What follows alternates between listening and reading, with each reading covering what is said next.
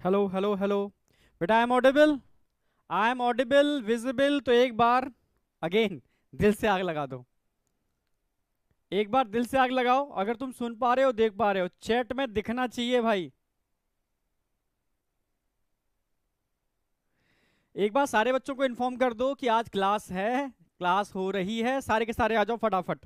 पूरा रिवीजन करा के मैं आगे बढ़ूंगा। सारे के सारे आ जाओ। प्रॉपर तरीके से पूरा रिवीजन करा के मैं आगे बढ़ूंगा। ठीक है, स्टेप बाय स्टेप। और एक बार और बता दूं, ठीक है, ये ऑनलाइन क्लास सिर्फ इस वजह से हो रही है क्योंकि अभी पटना के अंदर आपको पता ही है, ठीक है, कुछ कंडीशंस हैं, ओके, प्रशासन की तरफ से। तो बस इसको हम वहां पर भी कंटिन्यू करेंगे। वहां पर भी मैं एक बार रिवीजन और कराऊंगा ऑफलाइन के अंदर। क्लियर है बिल्कुल? ये हुई ना बात। अब फील आया अपना वाला, ठीक है। दिल से आग। सुपर, जबरदस्त। ठीक है, गुड मॉर्निंग बेटा, गुड मॉर्निंग, सुप्रभात। ठीक है, good morning, good morning, good morning, good morning. BMS fire, okay. ठीक है, टेस्ट का आपको सॉल्यूशन मिल जाएगा, टेंशन मत करो, ठीक है। Okay, yes. Good morning, good morning, good morning. सारे के सारे जुड़ जाओ यार, इन्फॉर्म तो कर दो सब बच्चों को कि आज क्लास है। ठीक है, और अभी रूटीन में ऐसे ही चलेगी क्लास, ठीक है। रूटीन में क्लास ऐसे ही चलेगी। अच्छा, आ गए, ओके। सुप्रभात सर जी, ओके। ठीक है, ओके ओके बेटा। ब्राइटनेस थोड़ा कम है एक्चुअल में, लाइट थोड़ी सी डिम है, कोई नहीं चलेगा, ठीक है। बैकग्राउंड एकदम परफेक्ट नजर आएगा आपको, ठीक है। बैकग्राउंड की टेंशन मत करो, बैकग्राउंड परफेक्ट नजर आएगा। ब्रीदिंग एक्सचेंज ऑफ गैसेस का आज लेक्चर नंबर 4 है। और आज जो टॉपिक हम कवर करने वाले हैं, पहले प्रॉपर मैं रिवीजन कराऊंगा, ठीक है। पहले प्रॉपर रिवीजन कराऊंगा। ब्राइटनेस चल, अच्छा यार कुछ क्वालिटी का इशू तो आ रहा है। अपनी जरा इसकी क्वालिटी इंप्रूव करके देखो। मोबाइल में भी कुछ धुंधला दिख रहा है। क्वालिटी ऑटो है। हाई पिक्चर क्वालिटी करके देखो जरा।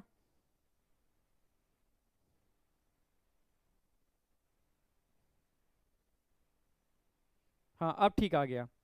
पिक्चर क्वालिटी चेंज करोगे ना तो चीज़ थोड़ी सी ब्राइट हो जाएगी। यहाँ तो ठीक है। अब मैंने अपनी पिक्चर क्वालिटी चेंज कर दी है तो ठीक आ गया है। Good morning sir. इलेक्शन कौन जीतेगा? अरे भाई ये कोई पूछने वाली बात है? चलो, एवरीथिंग इज ओके। चलो ठीक है, सब कुछ ओके है। सेशन स्टार्ट करते हैं। आज का टारगेट क्या है पहले बता दूं, कितना हम कवर करने वाले हैं। लास्ट जो लेक्चर था हमारा उसमें हमने मैकेनिज्म ऑफ ब्रीदिंग कंप्लीट कर दिया था। आज पल्मोनरी वॉल्यूम और कैपेसिटी और एक्सचेंज ऑफ गैसेस हम कवर करने वाले हैं। पहले पूरा रिवीजन कराएंगे और साथ में एनसीईआरटी भी कवर करेंगे, ठीक है। और कुछ क्वेश्चन दूंगा प्रैक्टिस के लिए, वो आपको कंटिन्यू करना है, ठीक है। ओके, तो आज का टारगेट लिख दूं पहले एक तो मैं। आज का टारगेट, पहला टारगेट तो आपका है आज पल्मोनरी वॉल्यूम एंड कैपेसिटीज।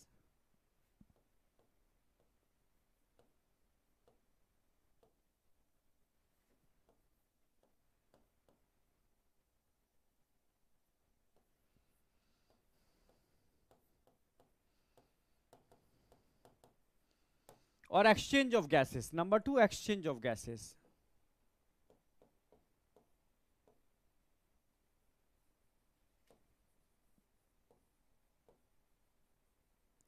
देखो हम सबको मानना ये था कि बच्चे का टाइम वेस्ट ना जाए, बच्चा एक बार रिवाइज कर ले। इसलिए हम लोगों ने ये डिसीजन लिया कि आपको अभी हम एक बार ऑनलाइन भी करा देते हैं और ऑफलाइन जब स्टार्ट होगा तो एक बार फिर से रिवाइज करा देंगे, ठीक है। टेंशन लेने की जरूरत नहीं है, क्योंकि कभी कभी अनफेवरेबल कंडीशंस आती हैं, उनका डट के मुकाबला करना चाहिए, ठीक है।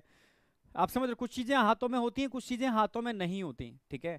जो चीजें हाथों में नहीं होती उस परिस्थिति के अंदर आप बेटर क्या कर सकते हो, ठीक है, बस उस पर फोकस करना चाहिए, ठीक है। तो अभी ये कुछ 4-5 दिन है, इसके अंदर हम मतलब स्टेप बाय स्टेप कुछ चीजें करेंगे, चैप्टर को आगे लेके चलेंगे। रिवीजन करेंगे, क्वेश्चन प्रैक्टिस करेंगे और फिर ऑफलाइन में एक बार रिवीजन करके उसको आगे बढ़ जाएंगे। ठीक है, एक बार मैं रिवीजन कराऊंगा वहां पर भी, पहले ही बोल दे रहा हूं मैं। ठीक है, तो एकदम पहले तो एकदम निश्चिंत रहो, कूल रहो। ठीक है, ओके, अब चालू करते हैं। तो पल्मोनरी वॉल्यूम्स एंड कैपेसिटी आज हमारा टारगेट है, एक्सचेंज ऑफ गैसेस आज हमारा टारगेट है, पर पहले मैं रिवीजन कराऊंगा फिर मैं आगे बढ़ूंगा। ठीक है, mechanism of breathing last lecture में मैंने करा दिया था, बट इससे भी पहले का मैं रिवीजन कराऊंगा तब मैं आगे बढ़ूंगा। ठीक है, पूरा रिवीजन करा रहा हूं, एकदम फोकस। सारे के सारे बच्चे आंखें बंद करेंगे। ठीक है, जो पढ़ चुके हैं आंखें बंद करेंगे और एक बार उस टॉपिक पर ध्यान देंगे जहां से हमने स्टार्ट किया था, समझ रहे हो, और यहां पर आकर के हम रुकेंगे। फिर mechanism of breathing last lecture में कराया था, तो इसकी स्लाइड मैंने लगा दी है, जिससे कि जो बच्चे लास्ट लेक्चर में ऐड हुए हैं वो एक बार इसको देख लेंगे, मैं समझा दूंगा यहाँ पर अच्छे से, और फिर पल्मोनरी वॉल्यूम और कैपेसिटी से हम आगे स्टार्ट कर देंगे। क्लियर है बिल्कुल। सबसे पहले मैंने बात की थी व्हाट इज रेस्पायरेशन। रेस्पायरेशन होता क्या है, मैंने बताया था ये एक ऐसी प्रक्रिया है या प्रोसेस है, समझना, एक ऐसी प्रोसेस या प्रक्रिया जो हर जीव को यानी हर ऑर्गेनिज्म को एनर्जी प्रोवाइड कराती है। एनर्जी प्रोवाइड कराने के लिए क्या करना होता है, catabolism, break down, catabolism of food.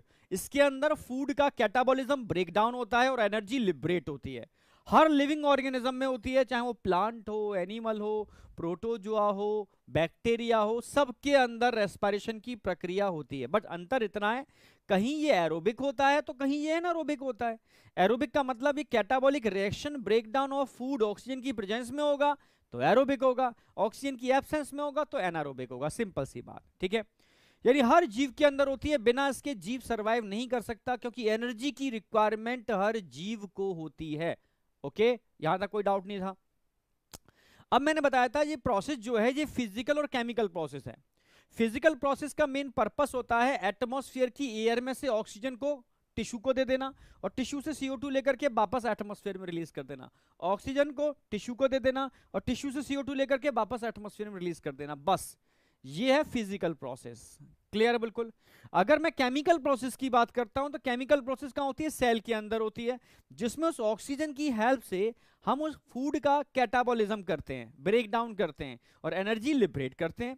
यह है केमिकल प्रोसेस। केमिकल प्रोसेस हर लिविंग ऑर्गेनिज्म में सिमिलर होती है, including plant, animal, protozoa etcetera, लगभग सभी में सिमिलर होती है। हाँ, फिजिकल प्रोसेस में अंतर होता है।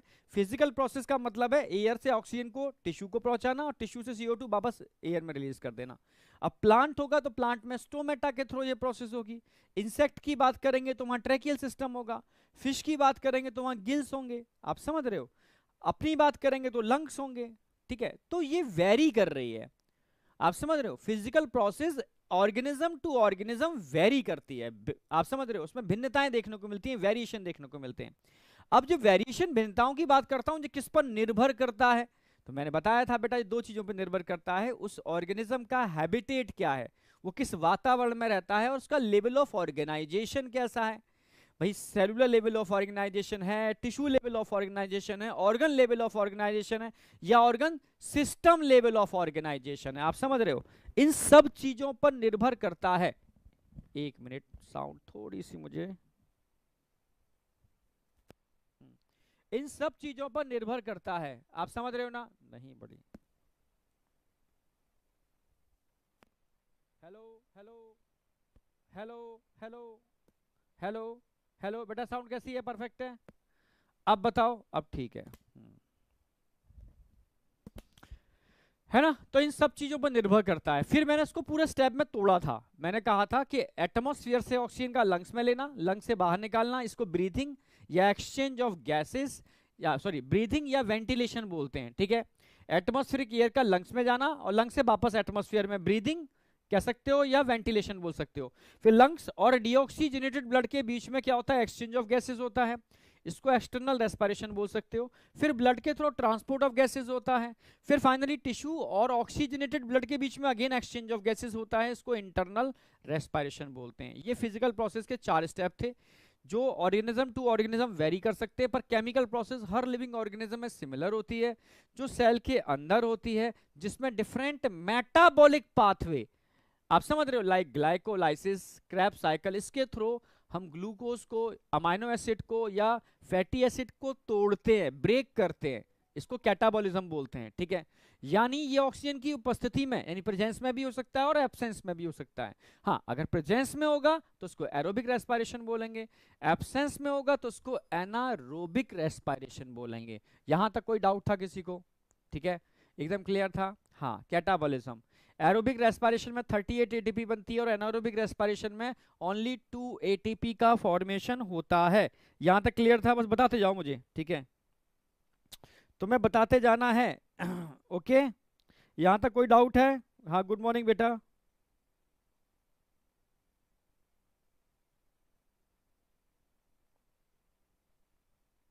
मेरा नेटवर्क इशू नहीं है यार, यहाँ हाई स्पीड नेटवर्क है, यहाँ का नेटवर्क हाई स्पीड है, साउंड 100% गुड गुड है, ठीक है।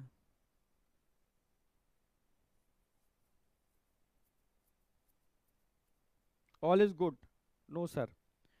नहीं, अब साउंड ठीक आएगा, ठीक है, मैंने कर दिया।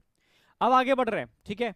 तो ये हो गई। अब मैंने बताया था कुछ एग्जाम्पल दिए थे। अब एग्जाम्पल में जैसे मैंने बताया था बॉडी सरफेस से ब्रीथिंग कहाँ होती है या एक्सचेंज ऑफ गैसेस कहाँ होती है, तो आप बोलोगे पॉरीफेरा, सिलिंड्रेटा, टीनोफोरा, आप समझ रहे हो। और फ्लैट वॉर्म, चपटेक रमी, प्लेटियलमंथीज कहते हैं इनको। यहां तक एनसीईआरटी में दे रखा है साफ साफ जनरल बॉडी सरफेस। एसके एल्मंथीज में भी जनरल बॉडी सरफेस ही होता है, पर मोस्टली उसमें एनारोबिक रेस्पिरेशन होता है, इसलिए उसको काउंट ही नहीं करते, ठीक है। तो आप प्लेटियलमंथीज तक, क्योंकि प्लेनेरिया आपके सिलेबस में है, तो एनसीईआरटी ने पॉरीफेरा से लेकर के फ्लैट वॉर्म, चपटेक रमी, प्लेटी बोलते हैं इनको, प्लेटियलमंथीज तक दे रखा है। फिर मैंने बताया था मॉइस्ट स्किन आए या मॉइस्ट क्यूटिकल आए, इसको दोनों को कॉमनली क्यूटेनियस रेस्पिरेशन बोलते हैं। हाँ, बस ध्यान रखना है, मॉइस्ट स्किन आता है तो आपको फ्रॉग ध्यान रखना है, और मॉइस्ट क्यूटिकल आता है क्योंकि क्यूटिकल की स्किन के ऊपर एक लेयर और होती है अर्थवॉर्म के केस में, तो वहां अर्थवॉर्म ध्यान रखना है आपको। पर दोनों के लिए हम टर्म यूज करेंगे क्यूटेनियस रेस्पिरेशन, क्लियर है, यानी स्किन के थ्रू, बॉडी सरफेस के थ्रू होने वाला रेस्पिरेशन। पर यहां पर मॉइस्चर कंटेनिंग है तो इसलिए इसको क्यूटेनियस रेस्पिरेशन बोलेंगे। फिर मैंने आपको इंसेक्ट की बात की थी, ठीक है, टेरेस्ट्रियल इंसेक्ट, उनमें स्पेशली हम ट्रैकियल सिस्टम देखने को मिलते हैं, network of tubule, network of tubule tracheal respiration कहते हैं उसको, ठीक है, ध्यान रखना है आपको, ट्रैकिया के थ्रू रेस्पिरेशन हो रहा है। फिर आगे हम बढ़े थे, हमने गिल्स बताए थे, अगर एक्वेटिक ऑर्थोपोड है तो गिल्स यूज करेंगे, एक्वेटिक, एक्वेटिक टर्म लगा है, एक्वेटिक मोलस्कस है तो गिल्स यूज करेंगे, फिश की बात करते हैं तो गिल्स यूज करेंगे, और गिल्स के लिए टर्म यूज करते हैं ब्रैंकियल रेस्पिरेशन, क्या यूज करते हैं, ब्रैंकियल रेस्पिरेशन। और गिल्स को हम स्पेशल वेस्कुलर स्ट्रक्चर बोलते हैं, स्पेशल वेस्कुलर स्ट्रक्चर, क्लियर है बिल्कुल। तो कहां देखने को मिलेंगे, fish, aquatic molluscs, aquatic arthropod etcetera. और अगर मैं बात करता हूं बेटा, ठीक है, लंग्स, तो लंग्स के लिए हम टर्म यूज करते हैं पल्मोनरी, तो लंग्स जहां होते हैं उसको पल्मोनरी रेस्पिरेशन बोलते हैं। और इसको हम इस टर्म यूज कर देंगे स्पेशल वेस्कुलर बैग, जहां पर स्पेशल वेस्कुलर बैग आ गया मतलब लंग्स आ गए, स्ट्रक्चर आ गया मतलब गिल्स आ गए, गिल्स के लिए ब्रैंकियल और लंग्स के लिए पल्मोनरी रेस्पिरेशन, ठीक है, याद आया ना। और मॉइस्ट स्किन या क्यूटिकल के लिए क्यूटेनियस रेस्पिरेशन, और ट्रैकिया के लिए ट्रैकियल रेस्पिरेशन। तो ये सारे क्वेश्चन बनने की प्रोबेबिलिटी है। और अगर मैं पल्मोनरी रेस्पिरेशन की बात करता हूं तो मैंने बताया भी था, ये एम्फीबिया से लेकर के मैमेलिया सब के अंदर देखने को मिलता है, ठीक है, कॉर्डेट्स में एम्फीबिया से लेकर के मैमेलिया सब के अंदर लंग्स बन चुके थे। ओके, अब बताओ, यहां तक कोई डाउट नहीं। फिर ह्यूमन रेस्पिरेटरी सिस्टम की मैंने बात कर दी थी। ह्यूमन रेस्पिरेटरी सिस्टम में मैंने अपर वाला पार्ट बताया था, अपर वाले पार्ट में बात करते हैं तो इट इज एक्सटर्नल नॉस्ट्रिल, यहां से एयर एंटर करती है जो कंडक्टिंग जोन का पार्ट है, अंदर जाकर के कैविटी मिलती है, इसको हम नेजल चैम्बर या एक कैविटी बोल सकते हो, ठीक है, नेजल चैम्बर, जिसके अंदर एयर एंटर करती है। नेजल चैम्बर इंटरनल नॉस्ट्रिल से फेरिंग्स में खुलता है, pharynx is a common passage for air and food, दोनों के लिए कॉमन रास्ता होता है। और इंटरनल नॉस्ट्रिल को बंद करने के लिए एक हैंग करता हुआ आपको एक मस्कुलर फ्लैप दिखता है, इसको यूवुल्ला बोलते हैं, यूवुल्ला, माउथ खोल के मिरर में देखोगे तो हैंग करता हुआ नजर आएगा, वो यूवुल्ला है, आपके इंटरनल नॉस्ट्रिल को बंद करने का काम करता है जब आप खाने को निगलते हो, डीग्लूटिनेशन करते हो। ओके, तो यहां तक कोई डाउट नहीं होना चाहिए। फाइनली मैंने बताया था नीचे आओगे तो नीचे दो आपको ट्रैक देखने को मिलेंगे, एक ईसोफेगस और एक ट्रैकिया। ईसोफेगस खाने की नली है, ट्रैकिया एयर पाइप है, ठीक है। ट्रैकिया की ओपनिंग को हम, ठीक है, ग्लॉटिस बोलते हैं, और ईसोफेगस की ओपनिंग को हम गलिट बोलते हैं, ग्लॉटिस और गलिट, इसमें कोई डाउट नहीं है। ग्लॉटिस को कवर करने के लिए कार्टिलेजिनस फ्लैप होता है, इसको एपीग्लॉटिस बोलते हैं। क्या बोलते हैं इसको? एपीग्लॉटिस। एपी मतलब अपॉन, ठीक है, ग्लॉटिस के ऊपर मिलने वाला एक फ्लैप, ठीक है। अब मैंने बात की थी यहां से चालू होता है साउंड बॉक्स। साउंड बॉक्स को हम टर्म यूज कर सकते हैं लैरिंग्स, ठीक है। लैरिंग्स बोलो, साउंड बॉक्स बोलो, ठीक है। लैरिंग्स बोल सकते हो, साउंड बॉक्स बोल सकते हो, ठीक है। जो 9 कार्टिलेज के मिलने से बनता है, जो यहां से स्टार्ट होती है इसके लोअर पार्ट से ट्रैकिया। अगर मैं ट्रैकिया की बात करता हूं तो ट्रैकिया की स्ट्रेट ट्यूब है, ठीक है, जो एक्सटेंड नीचे एक्सटेंड करती है, ठीक है। कहां तक एक्सटेंड करती है? Up to mid thoracic cavity तक, और यहां जाकर के बाइफरकेट होती है। पीछे देखोगे कहां से बाइफरकेट होती है? T5 रीजन से, यानी 5वें नंबर की जो थोरेसिक वर्टिब्रा होती है ना, उसके सामने से ये 2 पार्ट में डिवाइड हो जाती है, और जो 2 ब्रांच बनती हैं इसको ब्रोनकाई बोलते हैं, या ब्रोनकस भी बोल सकते हो। ब्रोनकाई या ब्रोनकस, क्लियर? बिल्कुल, हाँ, ब्रोनकाई या ब्रोनकस। अगर मैं इन ब्रोनकाई या ब्रोनकस की बात करता हूं तो यही ब्रोनकाई ब्रोनकस आगे जाकर के फिर डिवाइड होते हैं, ठीक है। उसको सेकेंडरी ब्रोनकाई या ब्रोनकस बोलेंगे, वो फिर डिवाइड होंगे, टर्शरी ब्रोनकाई ब्रोनकस बोलेंगे, फिर आगे जाकर के ब्रोनक्यूल बनते हैं। प्राइमरी, सेकेंडरी, टर्शरी ब्रोनकाई के बाद initial terminal respiratory bronchiole, initial terminal respiratory bronchiole, और उनसे जुड़े होते हैं एल्वुलर सैक, जो छोटे छोटे स्ट्रक्चर के मिलने से बनते हैं, इनको बोलते हैं एल्वेओलाई। ये पूरा जोन है, इसको 2 पार्टों में डिवाइड कर सकते हो आप, कंडक्टिंग जोन और रेस्पिरेटरी जोन। डिवाइड करने से पहले मैं बता दूं, ये हमारा राइट लंग्स होता है, ये लेफ्ट लंग्स होता है। राइट लंग्स थोड़ा बड़ा होता है, लेफ्ट लंग्स थोड़ा छोटा होता है। राइट लंग्स में 3 लोब होते हैं, लेफ्ट लंग्स में ओनली 2 ही लोब होते हैं। तो लेफ्ट लंग्स में 2 लोब को बनाने के लिए एक सेप्टम होता है, उसको ट्रांसवर्स, उसको ऑब्लिक फिशर बोलते हैं। तो लेफ्ट लंग में ओनली ऑब्लिक फिशर होता है। राइट लंग में ऑब्लिक तो होता है तिरछा, पर साथ में ट्रांसफर फिशर भी होता है। ट्रांसफर फिशर या septum only present in right lungs, left lungs में ट्रांसफर फिशर नहीं होता। ऐसी एक चीज होती है जो लेफ्ट लंग्स में होती है, राइट में नहीं होती। क्या होता है जरा बताओ? Cardiac notch. Cardiac notch only और ओनली लेफ्ट लंग्स में होती है, राइट लंग्स में नहीं होती। इसमें कोई डाउट? ये तो क्लियर होगा, हाँ क्लियर होगा। यस या नो? देख लूं एक बार आपके कमेंट्स। अंजलि कुमारी,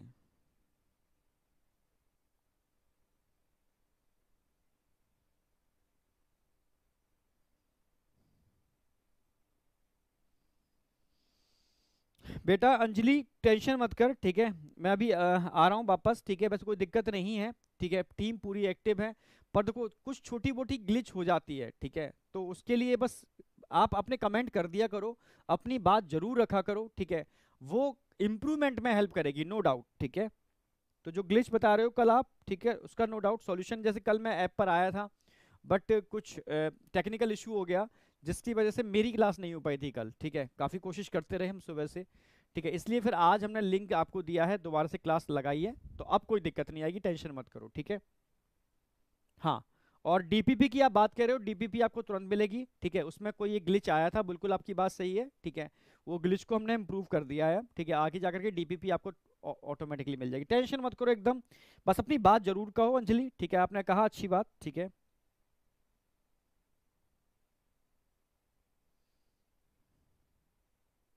ओके, चलो ठीक है। वॉइस में एक बार दिखवा लूंगा, वॉइस में क्या दिक्कत आ रही है। अब बताओ, अब वॉइस पहले से बेटर है? क्योंकि यहाँ तो पूरी दिखा रहा है वॉइस।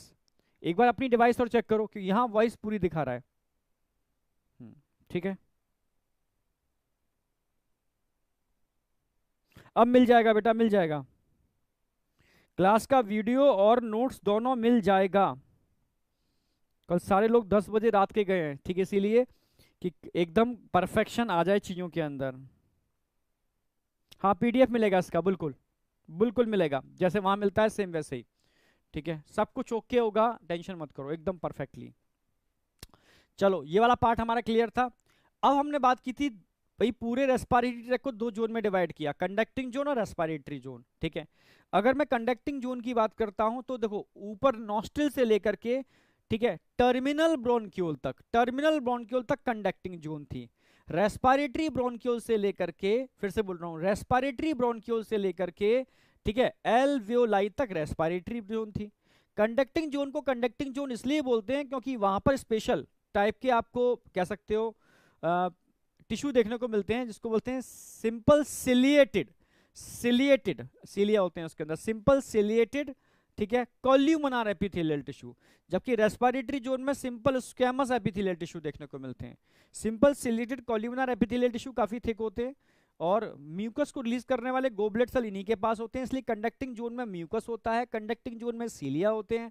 कंडक्टिंग जोन काफी थिक होती है, वहां से एक्सचेंज ऑफ गैसेस पॉसिबल नहीं है। जबकि रेस्पिरेटरी जोन में ना सीलिया होता ना म्यूकस होता, बहुत थिन होती है, वहां से एक्सचेंज ऑफ गैसेस पॉसिबल है टिश्यू के बेस पर। तो कंडक्टिंग जोन के 4 फंक्शन बताए थे मैंने, कंडक्शन ऑफ एयर, ठीक है, फॉरेन पार्टिकल को सीलिया ट्रैप कर लेते हैं, एक मिनट, सॉरी, फॉरेन पार्टिकल को सीलिया ट्रैप कर लेते हैं, इसलिए कंडक्टिंग एयर को क्लीन करने का भी काम करती है, सॉरी, कंडक्टिंग एयर को क्लीन करने का भी काम करती है कंडक्टिंग जोन। क्लियर बिल्कुल। इसके अलावा कंडक्टिंग जोन में म्यूकस होता है जो एयर को ह्यूमिडिफाई करता है, यानी आर्द्रता उसमें मिक्स करता है। रेस्पिरेटरी जोन की अगर बात करूं तो रेस्पिरेटरी जोन ओनली और ओनली डिफ्यूजन ऑफ गैसेस से रिलेटेड होती है। अच्छा, कंडक्टिंग जोन का एक काम और होता है, कंडक्टिंग एयर के टेम्परेचर को बॉडी टेम्परेचर के इक्वल मेंटेन करना। तो ये फंक्शन क्लियर थे आपको। फिर मैंने स्ट्रक्चर ऑफ एल्वुलाई की बात की थी। एल्वुलाई के स्ट्रक्चर में आपको ध्यान रखना 3 लेयर होते हैं जिनको डिफ्यूजन लेयर बोलते हैं, जहां से डिफ्यूजन ऑफ गैसेस होता है। एक तो simple squamous epithelial tissue of alveoli, ये ध्यान रखना है आपको, ठीक है। और नीचे ब्लड कैपिलरी के नेटवर्क होते हैं, तो एंडोथेलियम और ब्लड कैपिलरी, और इन दोनों के बीच में बेसमेंट मेम्ब्रेन होती है, इन दोनों के बीच में बेसमेंट मेम्ब्रेन भरी होती है, ठीक है। तो 3 लेयर हो गए टोटल, ठीक है, बेसमेंट मेम्ब्रेन, एंडोथेलियम, क्लियर बिल्कुल, बेसमेंट मेम्ब्रेन, एंडोथेलियम, और साथ में आपको ध्यान रखना है, ठीक है, simple squamous epithelial tissue of alveoli, ठीक है। इसको एक तरीके से एंडोथेलियम है और बेसमेंट मेम्ब्रेन इसके नीचे, और ऐसे याद रखो, जो कैपिलरी थे उसके simple squamous epithelial tissue, blood capillary की एंडोथेलियम, वो भी सिंपल स्क्वैमस है, दोनों के बीच की बेसमेंट मेम्ब्रेन, 3 लेयर हो गए। Thickness less than 1 mm। मैंने बताया भी था कि अगर इसकी थिकनेस बढ़ा दोगे तो डिफ्यूजन का रेट बढ़ेगा घटेगा, भाई सीधी सी बात है, घटेगा, ठीक है, ध्यान रखना, थिकनेस बढ़ेगी तो डिफ्यूजन का रेट घटेगा, यानी इनवर्सली प्रोपोर्शनल टू। हाँ, अगर किसी भी गैस की सॉल्युबिलिटी ज्यादा है तो डिफ्यूजन रेट बढ़ेगा, यानी डायरेक्टली प्रोपोर्शनल टू। हाँ, अगर किसी गैस का पार्शियल प्रेशर ज्यादा है तब भी डिफ्यूजन रेट बढ़ेगा, डायरेक्टली प्रोपोर्शनल टू, ठीक है। ये ट्रिकली क्वेश्चंस बन सकते हैं, क्लियर है बिल्कुल। तो मैं पहले ही कह दे रहा हूं कि बेटा इस बार बच्चों ने खूब ताबड़तोड़ रिजल्ट दिया है, ताबड़तोड़ रिजल्ट, मैं सच कह रहा हूं, मतलब 700 के अराउंड बहुत सारे बच्चों ने रिजल्ट दिया है, सुपर। और जूलॉजी में मतलब 180 आउट ऑफ 180, और बायोलॉजी की बात की जाए तो उसमें मतलब 360 में से 360 बहुत सारे बच्चों के हैं, पर 355 और 350 की भी झड़ी लगी हुई है, ठीक है, आप समझ रहे हो, यानी बायोलॉजी पूरा पोर्शन आपका बहुत स्ट्रॉन्ग पोर्शन हो चुका है। इधर केमिस्ट्री के अंदर बहुत तगड़ी टीम आपको मिल रही है, ठीक है, आप चाहो तो फोड़ दोगे इस बार, मतलब सारी चीजें आपको बहुत डेडिकेटेड मिल रही हैं, ठीक है।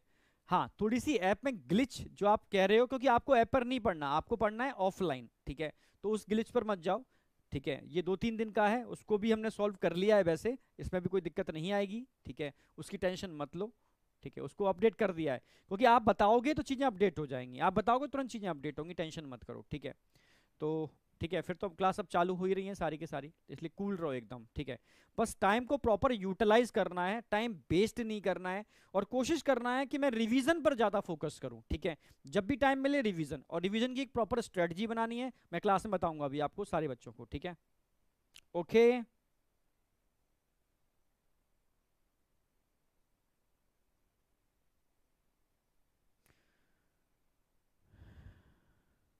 बिल्कुल सही, मुस्कान बोल रही हैं, अगर कहीं वीडियो में दिक्कत आ रही है एक बार रिफ्रेश कर दो, रिफ्रेश कर दोगे तो ठीक चीजें ठीक हो जाएंगी, ठीक है। अगर क्वालिटी इंप्रूव करनी है तो इस वीडियो को देखने के लिए क्वालिटी इंप्रूव करने का ऑप्शन होता है ऊपर, उसको भी आप कर सकते हो। फरहान बेटा तुम रिफ्रेश करो, एक बार रिफ्रेश करो, यहां तो स्पीड ठीक है, एक बार तुम अपनी स्पीड थोड़े चेक करो। देखो मैं सिर्फ देखो समझो मेरी बात, मैं बहुत धीरे धीरे रिवीजन कराता हुआ आगे चल रहा हूँ, ठीक है। मुझे पता है कई बच्चे, ठीक है, ऑनलाइन नहीं हो पाता उनका, इसलिए ऑफलाइन में आए। तो ये ऑनलाइन हमारा एक जरिया है इस टाइम को प्रॉपर यूटिलाइज करके उन टॉपिक्स को क्लियर करना और बार बार रिवीजन कराना, जिससे कि मैं ऑफलाइन में आकर के एक बार रिवीजन फिर कराऊंगा, ठीक है, टेंशन नहीं लेनी है, एक बार प्रॉपर वहां रिवीजन और करा दूंगा, जिससे कि वो चीजें कंटिन्यूटी में आ जाएंगी, ठीक है। तो आगे बढ़ रहा हूं मैं, ठीक है। तो ये स्ट्रक्चर ऑफ एल्वलाई वाला पार्ट हमारा क्लियर था। फिर मैंने बताया था हमारे जो लंग्स होते हैं बेटा एक एयर टाइट चैम्बर में होते हैं, इसको थोरेसिक चैम्बर बोलते हैं। क्या बोलते हैं? Thoracic chamber. ईयर टाइट होता है, इसको बनाने के लिए आगे स्टर्नम, पीछे वर्टिकल कॉलम यानी डोर्सल साइड पर, और लेटरल साइड पर रिब्स लगे होते हैं।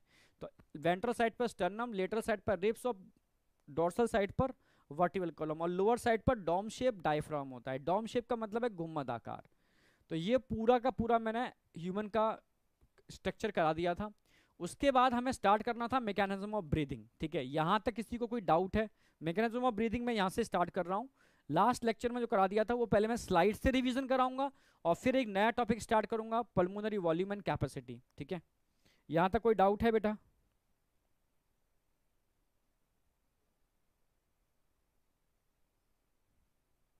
वीडियो लैग नहीं कर रही बेटा?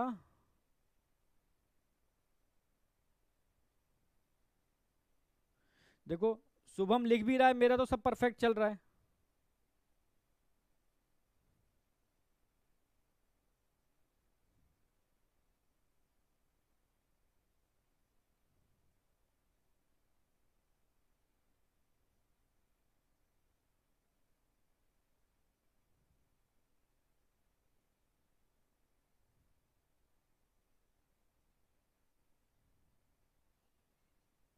हाँ, इस वीडियो को आप कभी भी देख सकते हो, हम ऐप पर भी इसको अपलोड करा देंगे, आपको दे देंगे। ठीक है,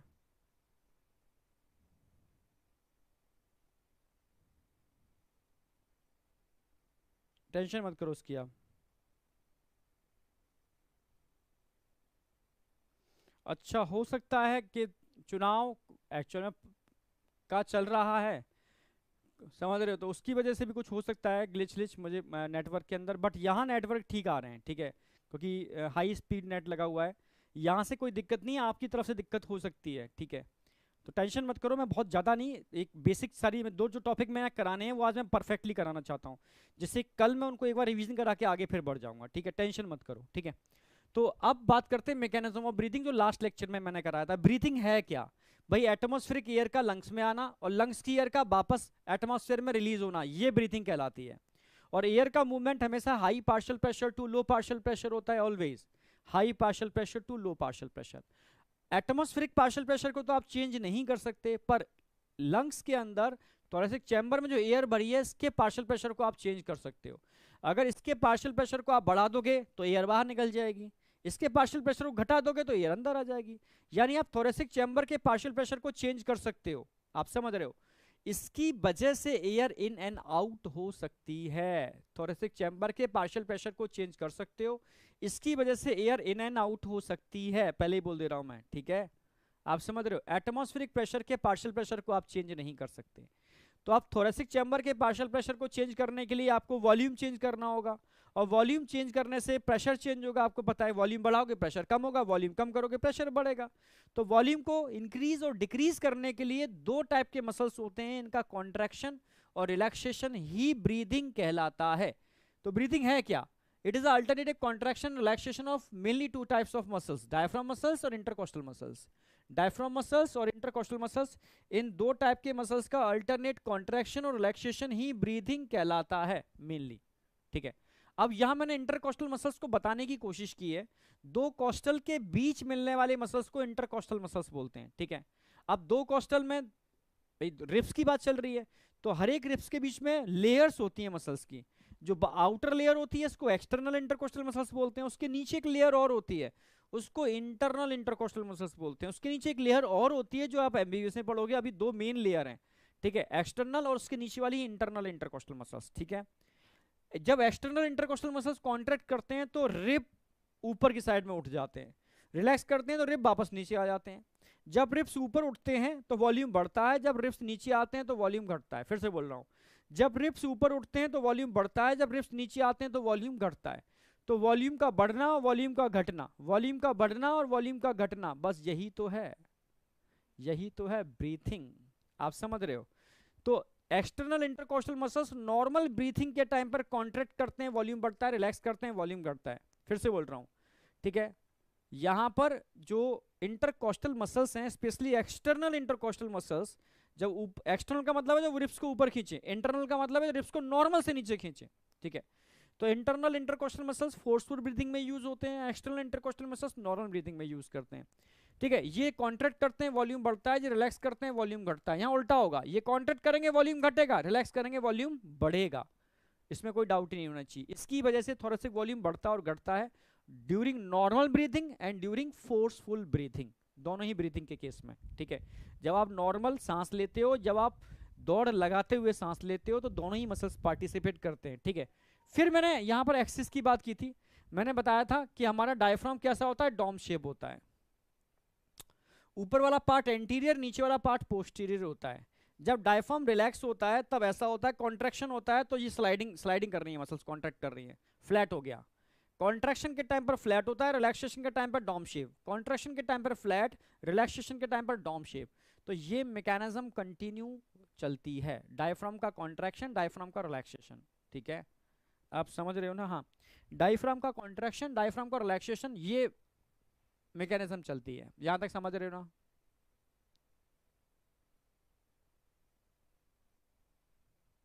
हाँ, तो ध्यान रखना, पहला क्वेश्चन आएगा, डायफ्राम के मसल जब कॉन्ट्रैक्ट और रिलैक्स करते हैं तो किस एक्सिस में वॉल्यूम इंक्रीज और डिक्रीज होता है? आप बोलोगे एंटीरियर पोस्टीरियर एक्सिस में वॉल्यूम इंक्रीज और डिक्रीज होता है। ठीक है, डायफ्राम के मसल्स जब कॉन्ट्रैक्ट और रिलैक्स करते हैं तो एंटीरियर पोस्टीरियर एक्सिस में वॉल्यूम इंक्रीज और डिक्रीज होता है, ये ध्यान रखना है आपको। ठीक है, दूसरा ध्यान रखना है, जब, ठीक है, इंटरकोस्टल मसल्स, स्पेशली मैं बात कर रहा हूं यहां पर एक्सटर्नल इंटरकोस्टल मसल्स, जब एक्सटर्नल इंटरकोस्टल मसल्स कॉन्ट्रैक्ट और रिलैक्स करते हैं, या इंटरनल कोई भी मान लो, ठीक है, जब इंटरकोस्टल मसल्स रिलैक्स और कॉन्ट्रैक्ट करते हैं तो किस एक्सिस में वॉल्यूम बढ़ता घटता है? क्योंकि रिब्स आगे जुड़े होते हैं वेंट्रल साइड पर, पीछे जुड़े होते हैं डोर्सल साइड पर, तो रिब्स जब ऊपर नीचे होते हैं तो डोर्सो वेंट्रल एक्सिस में वॉल्यूम इंक्रीज और डिक्रीज होता है। ठीक है, और जब भी एक्सटर्नल इंटरकोस्टल मसल्स उठते हैं तो रिब्स और स्टर्नम भी उठते हैं, यानी इनके कॉन्ट्रैक्शन की वजह से दोनों एक्सिस में वॉल्यूम बढ़ता है और दोनों ही एक्सिस में वॉल्यूम घटता है कॉन्ट्रैक्शन और रिलैक्सेशन के दौरान। ठीक है, तो ये मैंने लिख दिया है, एंटीरियर पोस्टीरियर डोर्सो वेंट्रल। फिर मैंने इंस्पायरेशन बताया था, इंस्पायरेशन कब होगा? Normal inspiration. ठीक है, जो एक एक्टिव प्रोसेस है, जब एक्सटर्नल इंटरकोस्टल मसल्स कॉन्ट्रैक्ट करेंगे और डायफ्राम के मसल्स कॉन्ट्रैक्ट करेंगे, जब डायफ्राम के मसल्स कॉन्ट्रैक्ट करेंगे तो वॉल्यूम एंटीरियर पोस्टीरियर एक्सिस में बढ़ेगा, और जब एक्सटर्नल इंटरकोस्टल मसल्स कॉन्ट्रैक्ट करेंगे तो वॉल्यूम डोर्सो वेंट्रल एक्सिस में बढ़ेगा। दोनों एक्सिस में वॉल्यूम बढ़ेगा तो no doubt intra pulmonary pressure घटेगा, और प्रेशर घटेगा तो ऑटोमेटिकली बाहर की एयर अंदर आ जाएगी, क्योंकि बाहर का प्रेशर तो सेम है, तो इसको बोलते हैं इंस्पायरेशन। ठीक है, कॉन्ट्रैक्शन इन डायफ्राम, इंक्रीज थोरेसिक वॉल्यूम इन एंटीरियर पोस्टीरियर एक्सिस, कॉन्ट्रैक्शन इन एक्सटर्नल इंटरकोस्टल मसल्स जिसकी वजह से लिफ्ट अप होगा रिब्स और स्टर्नम। ठीक है, थोरेसिक वॉल्यूम बढ़ेगा किसमें? Dorso ventral axis. Intrapulmonary pressure घटेगा जिसकी वजह से एटमॉस्फेरिक एयर लंग्स में एंटर कर जाएगी। ठीक है, अब देखो यहां क्या दिखाने की कोशिश कर रहे हैं, मैंने बताया भी था, देखो यहां पर रिब्स लिफ्ट अप हो रहे हैं, डायफ्राम नीचे जा रहा है, कॉन्ट्रैक्ट कर रहा है, रिब्स ऊपर डायफ्राम नीचे, वॉल्यूम इंक्रीज हो रहा है, और जब वॉल्यूम इंक्रीज होगा तो ऑटोमेटिकली बाहर की एयर कहां जाएगी? अंदर। इसी को बोलते हैं इंस्पायरेशन। दोनों मसल्स कॉन्ट्रैक्ट कर रहे हैं इसलिए एक्टिव प्रोसेस हो गई। कोई डाउट? एरो से ही समझ में आ रहा है, ये ऊपर जा रहे हैं उठ रहे हैं, ये नीचे जा रहे हैं कॉन्ट्रैक्ट कर रहे हैं फ्लैट हो रहा है। इसका उल्टा कर दो, बस जहां कॉन्ट्रैक्ट किया था वहां रिलैक्स कर दो, जहां इंक्रीज किया था वहां डिक्रीज कर दो, कॉन्ट्रैक्ट किया था रिलैक्स कर दो, इंक्रीज किया था डिक्रीज कर दो। इंट्रापल्मोनरी पहले प्रेशर पहले घटाया था अब बढ़ा दिया, तो उल्टी एयर, पहले लेयर बाहर से अंदर आ रही थी अब अंदर से बाहर चली जाएगी, सिंपल। एक्सपायरेशन पैसिव प्रोसेस है क्योंकि इसमें कोई कॉन्ट्रैक्ट नहीं कर रहा है, इसमें जो कॉन्ट्रैक्टेड मसल्स थे वो रिलैक्स हो रहे हैं। ठीक है, ये रिलैक्स हो गए तो इस एक्सिस में वॉल्यूम घट जाएगा, ये रिलैक्स हो गए इस एक्सिस में वॉल्यूम घट जाएगा, इंट्रापल्मोनरी प्रेशर बढ़ जाएगा, वॉल्यूम घटेगा तो प्रेशर बढ़ेगा, प्रेशर बढ़ेगा तो एयर तेजी से बाहर निकलेगी, सिंपल सी बात है, इसको एक्सपायरेशन बोलते हैं। अब एरो देखो उल्टे हो जाएंगे, एरो ऊपर से नीचे हो रहे हैं, एरो यहाँ पर नीचे से ऊपर हो रहा है डोम शेप, तो वॉल्यूम कम हो रहा है तो प्रेशर बढ़ेगा तो एयर तेजी से बाहर, एक्सपायरेशन हो जाएगा। ये भी मैंने लास्ट लेक्चर में करा दिया था। फिर लास्ट लेक्चर में ना फोर्सफुल एक्सपायरेशन की बात की थी, जब आप दौड़ लगाते हो, ठीक है, तब यहाँ अलग काम होता है। ठीक है, जब दौड़ लगाते हो तब यहाँ पर फोर्सफुल एक्सपायरेशन और फोर्सफुल इंस्पायरेशन, फोर्सफुल एक्सपायरेशन में कॉन्ट्रैक्शन होगा और फोर्सफुल एक्सपायरेशन में कॉन्ट्रैक्शन होगा, ठीक है, और फोर्सफुल इंस्पायरेशन में रिलैक्सेशन होगा। आप समझ रहे हो? हाँ बेटा, फोर्सफुल एक्सपायरेशन में कॉन्ट्रैक्शन होगा और फोर्सफुल इंस्पायरेशन में रिलैक्सेशन होगा। अब आ जाओ, यहां पर कौन से मसल्स पार्टिसिपेट कर रहे हैं? एक तो पार्टिसिपेट कर रहे हैं इंटरनल इंटरकोस्टल मसल्स और एक पार्टिसिपेट कर रहे हैं एब्डोमिनल मसल्स, क्योंकि वॉल्यूम को नॉर्मल से कम करना है, वॉल्यूम को नॉर्मल से कम करना है। आप समझ रहे हो? हाँ, तो फोर्सफुल, आप बस ये ध्यान रखना है कि एक इसमें एक्टिव प्रोसेस है, एक प्रोसेस। जब भी कॉन्ट्रैक्शन होगा एक्टिव प्रोसेस होगी, रिलैक्सेशन होगा पैसिव प्रोसेस होगी। बस ये एक्टिव पैसिव ध्यान रखना है।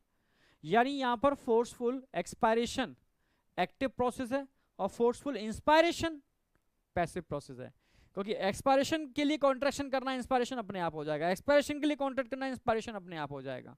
ठीक है, बस वो बात की है। ठीक है, पर यहाँ मसल्स अलग है, वहां पर एक्सटर्नल इंटरकोस्टल मसल्स और डायफ्राम मसल्स थे, यहाँ पर इंटरनल इंटरकोस्टल मसल्स और एब्डोमिनल मसल्स हैं। इनके कॉन्ट्रैक्शन की वजह से टोटल थोरेसिक वॉल्यूम डिक्रीज होता है, इंट्रापल्मोनरी प्रेशर बढ़ जाता है और इससे फोर्सफुल एक्सपायरेशन हो जाता है। समझे या नहीं समझे?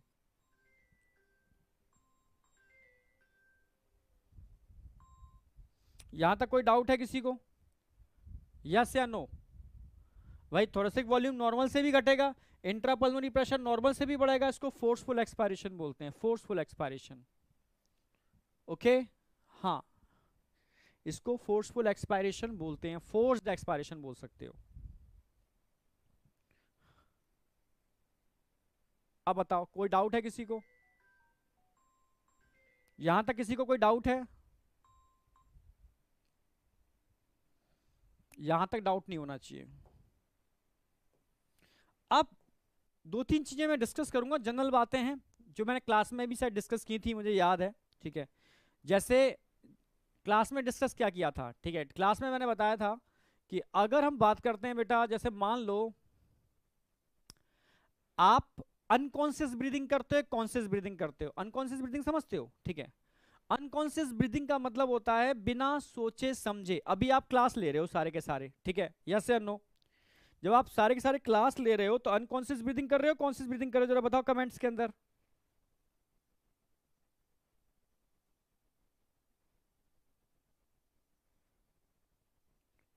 बताओ जरा।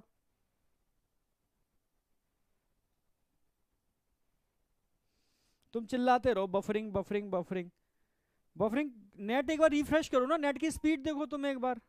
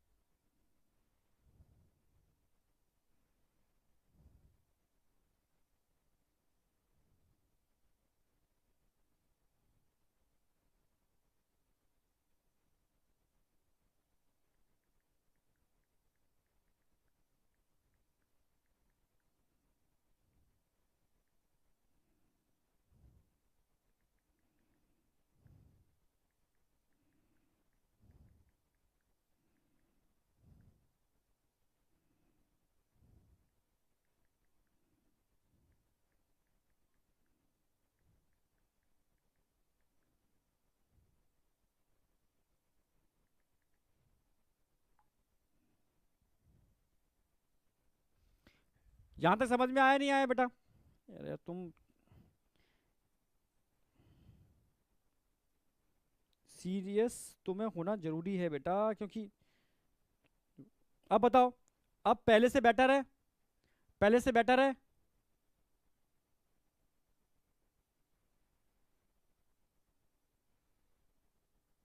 काउंटिंग की वजह से आज का क्लास कैंसिल ही कर दो। यार तुम क्लास क्यों कैंसिल करवा रहे हो यार? आज पूरा टॉपिक तो कर लो, आज पल्मोनरी वॉल्यूम और कैपेसिटी करो पूरा प्रॉपर। ठीक है, ठीक है, इस क्लास को रिकॉर्डेड भी मिल जाएगी आपको, टेंशन मत करो। ठीक है, पल्मोनरी वॉल्यूम और कैपेसिटी कर लो। ठीक है, तो सबसे पहले बहुत इंपॉर्टेंट बात बता रहा हूं, समझो मेरी बात। टाइप्स ऑफ ब्रीदिंग की बात करूंगा मैं।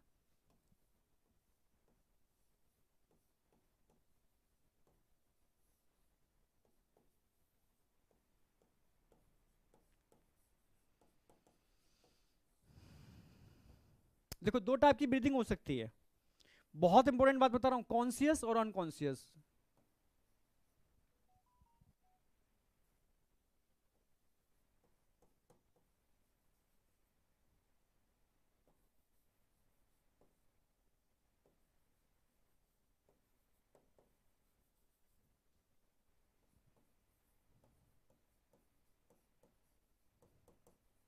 Conscious breathing, unconscious breathing. Conscious breathing समझते हो, जब आप सोच समझ करके प्रॉपर फोकस हो करके, जैसे मैं कह रहा हूं आपसे कि ब्रीदिंग करो, तो ये कॉन्शियस ब्रीदिंग हो गई, ध्यान लगा के ब्रीदिंग कर रहे हो। और बिना सोचे समझे अगर ब्रीदिंग करते हो तो उसको अनकॉन्शियस ब्रीदिंग कहते हैं, सिंपल सी बात। अगर मैं कॉन्शियस ब्रीदिंग की बात करता हूं, समझना मेरी बात, अगर मैं कॉन्शियस ब्रीदिंग की बात करता हूं जो सोच समझ के की जा रही है, सोच समझ के की जा रही है, ठीक है, तो ये मेनली भाई कौन कंट्रोल करता है ब्रेन का, कौन सा पार्ट है, कौन सा सेरिब्रम, कंट्रोल बाय सेरिब्रम। और अनकॉन्शियस ब्रीदिंग की बात करता हूं, कौन कंट्रोल करता है, कंट्रोल बाय मेडुला ऑब्लोंगेटा।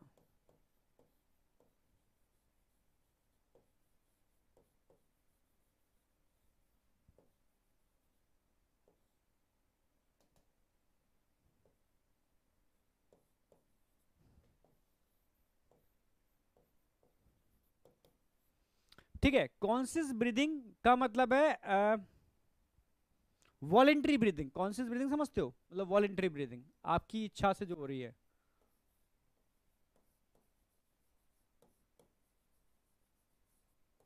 और ये इनवॉलेंट्री ब्रीदिंग है।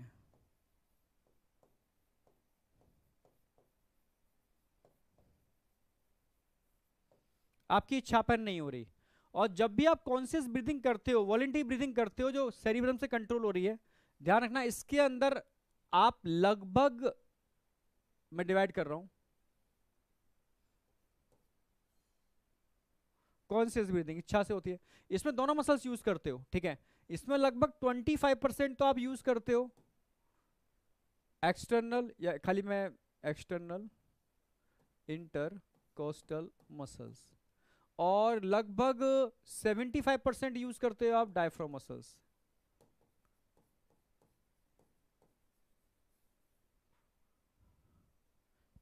ऐसे याद रखो, परसेंटेज में नहीं तोड़ते हैं इसको, इसमें दोनों ही मसल्स यूज करोगे।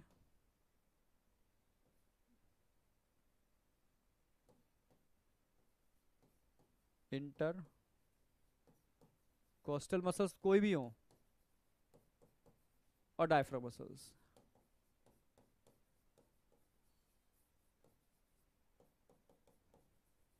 और आपको सुन के ताज्जुब होगा, इस समय जब आप अनकॉन्शियस ब्रीदिंग कर रहे हो ना, तो आप ओनली और ओनली डायफ्राम मसल्स यूज कर रहे हो।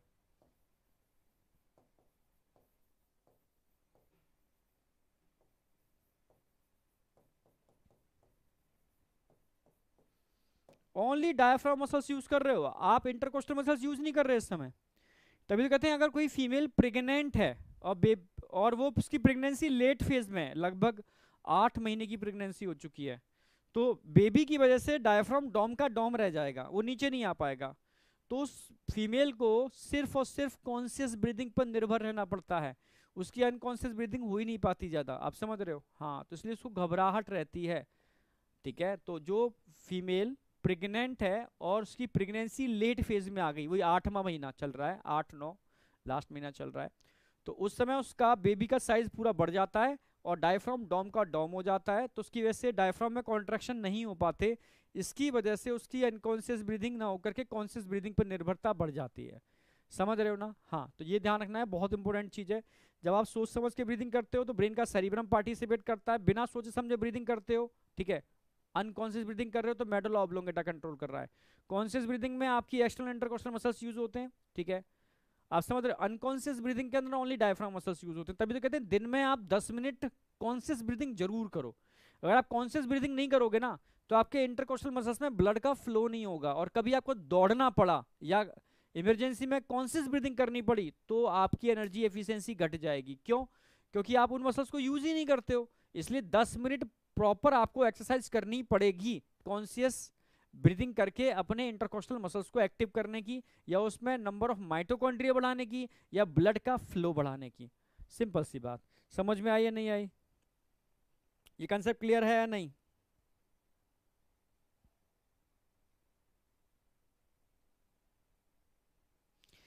भाई तभी तुम्हें ऑनलाइन से ऑफलाइन शिफ्ट किया है हमने, ठीक है, समझ रहे हो? और एक्चुअल में समस्या ये है ना, तुम ऑनलाइन के नहीं हो, तुम ऑफलाइन के हो।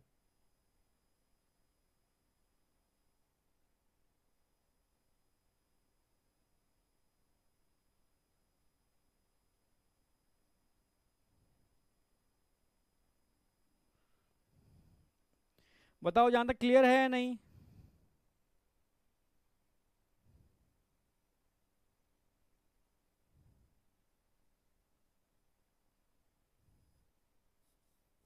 यहां तक बताओ बेटा, क्लियर है या नहीं?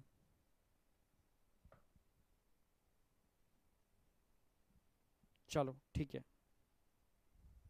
अच्छा,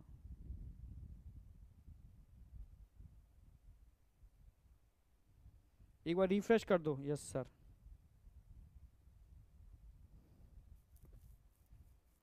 सब क्लियर है? Yes sir. तुम्हारे कमेंट्स देख रहा हूँ, ठीक है, कहाँ दिख रहे हैं? ठीक है, कोशिश कर रहा हूँ कि तुम्हारी बातें सब देख लूँ और उसके हिसाब से चीज़ें चलूँ पढ़ाऊँ। चलो, यहाँ तक कोई डाउट है? अब देखो, ये जो मैं कराने वाला हूँ ना, पूरा फोकस करना, पूरा फोकस करना रेस्पिरेटरी वॉल्यूम एंड कैपेसिटी पर। फिर से बोल रहा हूँ, रेस्पिरेटरी वॉल्यूम और कैपेसिटी पर आज मैं यही कराऊंगा। पर ये ऐसे करना कि इससे क्वेश्चन हर साल एक आता है, इस साल भी क्वेश्चन आया था, छूटना नहीं चाहिए। पूरा दम लगा देना रेस्पिरेटरी वॉल्यूम और कैपेसिटी पर, छूटना नहीं चाहिए क्वेश्चन, ठीक है? आज मैं यही कराऊंगा, पर इस पर एकदम फोकस करो, पूरा फोकस, समझो।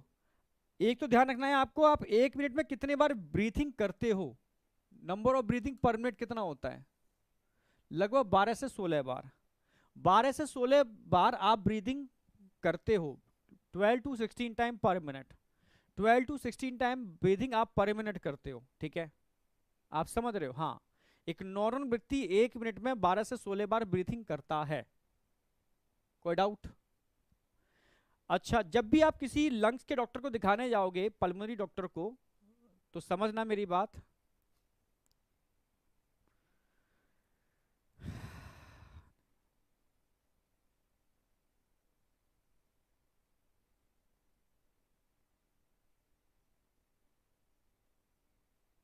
हाँ ठीक है। चलो, जब भी किसी डॉक्टर को दिखाने जाते हो, पल्मोनरी डॉक्टर को, तो उसके क्लिनिक पे देखना, एक आपको, ठीक है, पिन मिलेगी नोज को बंद करने वाली, और फिर ध्यान से देखना, वो एक मीटर देगा आपको माउथ में लगाने के लिए, और एक मॉनिटर देगा।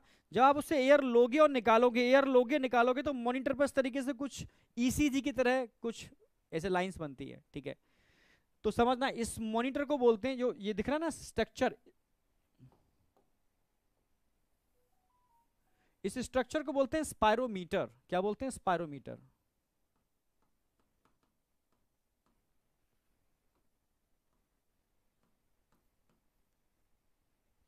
और जो ग्राफ लाइक स्ट्रक्चर बन रहा है ना, ये ग्राफ दिख रहा है जो आपको, ये ग्राफ, कंप्यूटर का मॉनिटर, इसको बोलते हैं स्पायरोग्राम।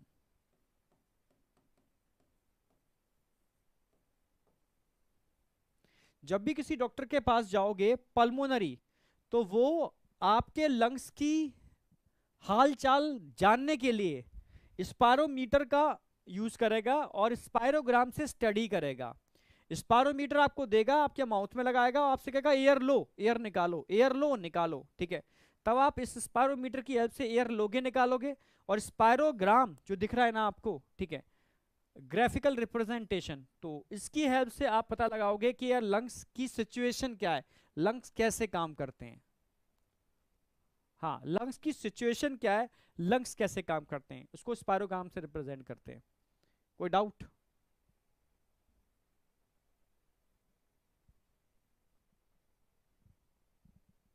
चलो ठीक है।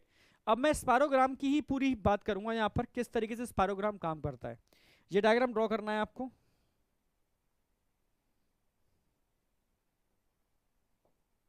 सभी को ड्रॉ करना है डायग्राम ये वाला। नोट्स तो बना ही लो प्रॉपर तरीके से।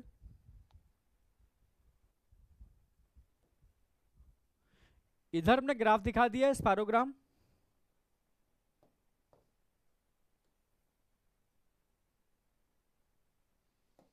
ठीक है, इधर लंग्स वॉल्यूम की बात करेंगे, इधर मैं लंग्स कैपेसिटी की बात करूंगा, या पल्मोनरी कैपेसिटी बोल सकते हो।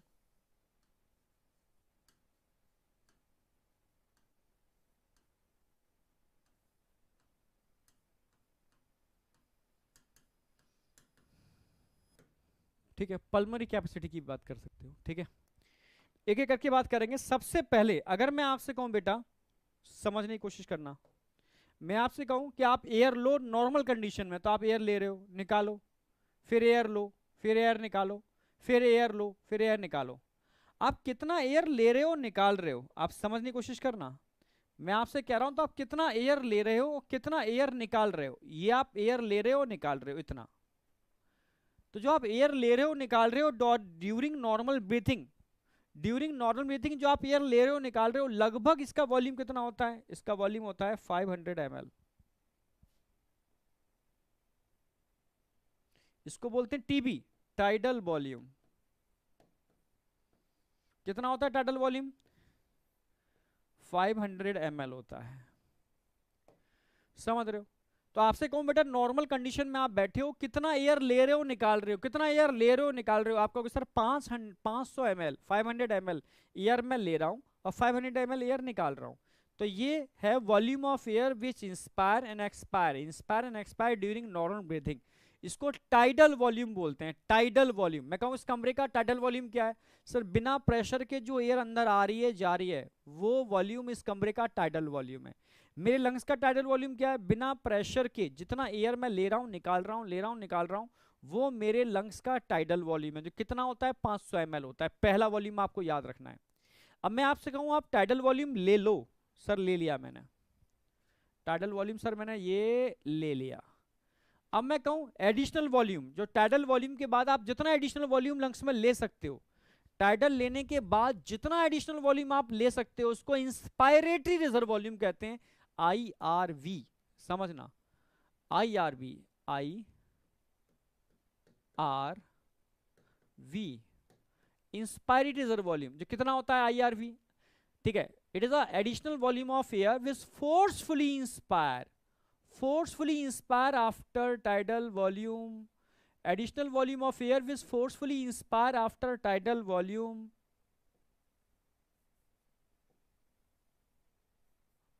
टाइडल वॉल्यूम के बाद आप जितना फोर्सफुली एयर को लंग्स में ले सकते हो, टाइडल वॉल्यूम के बाद जितना एयर आप फोर्सफुली लंग्स में ले सकते हो, वो आपका IRV है, इंस्पायरेटरी रिजर्व वॉल्यूम। ठीक है, अगर मैं इंस्पायरेटरी रिजर्व वॉल्यूम की बात करता हूं, it is the volume of air which forcefully inspire after tidal volume. ठीक है, it is a forcefully inspire after tidal volume, इसको आप बोलते हैं IRV, इंस्पायरेटरी रिजर्व वॉल्यूम। कोई doubt? IRV inspiratory reserve volume. ठीक है, चलो IRV इंस्पायरेटरी रिजर्व वॉल्यूम कितना होता है? IRV inspiratory reserve volume tidal के बाद, तो टाइडल के बाद आप ले रहे हो 2500 से लेकर के 3000 ml। It is a volume of air which forcefully inspire after tidal volume. फिर से बोल रहा हूं, it is a volume of air which forcefully inspire after tidal volume. Tidal volume के बाद जितना एयर आप लंग्स में भर सकते हो, वो आपका IRV है, इंस्पायरेटरी रिजर्व वॉल्यूम, जो कितना होता है 2500 से 3000 ml। सर ये भी क्लियर है, ये वॉल्यूम नहीं भूलने हैं आपको। अब मैं आपसे कहूं वो कितना वॉल्यूम है,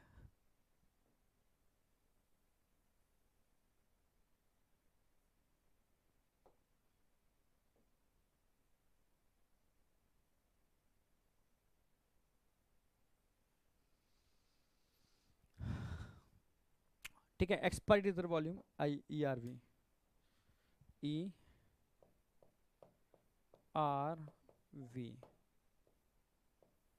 ERV। अब समझना, आपने IRV निकाल दिया, IRV आपने निकाल दिया सर।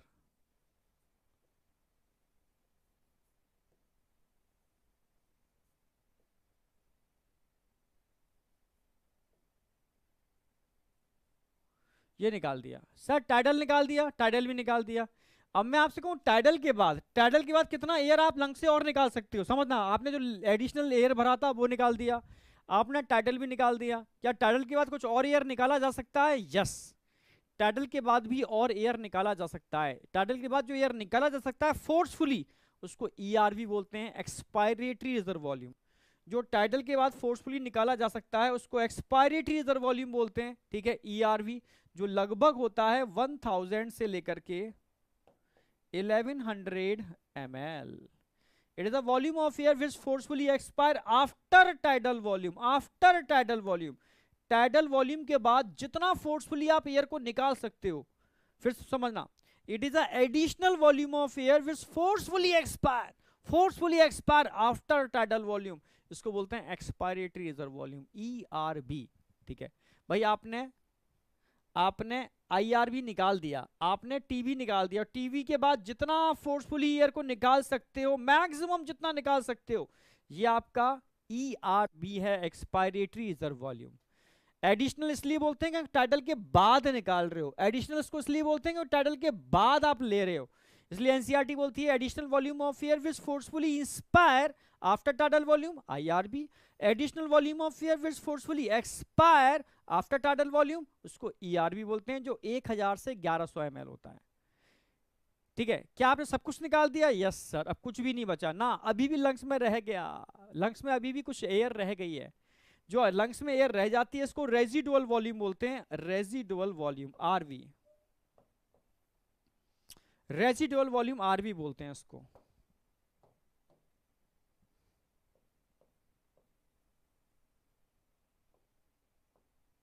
इसको रेजिडुअल वॉल्यूम RV बोलते हैं, समझना। अगर RV की बात करता हूं मैं, ठीक है, रेजिडुअल का मतलब है रह गया। It is the volume of air which remains in lungs after forceful expiration. सब कुछ निकाल दिया दम लगा करके, फिर भी लंग्स में कुछ रह गई एयर, जो रह गई वो आपकी रेजिडुअल वॉल्यूम है, जो रह गई वो रेजिडुअल वॉल्यूम है। तो कितना रह जाता है लंग्स के अंदर जो निकाला नहीं जा सकता, और लंग्स की शेप को मेंटेन करने के लिए इसका रहना जरूरी है। तो ये होता है बेटा 1100, ये हो गया। तो आप बोलोगे 1200 से लेकर के,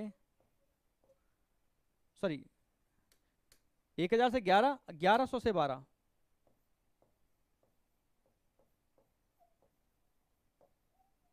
ये रेजिडुअल वॉल्यूम हो गया।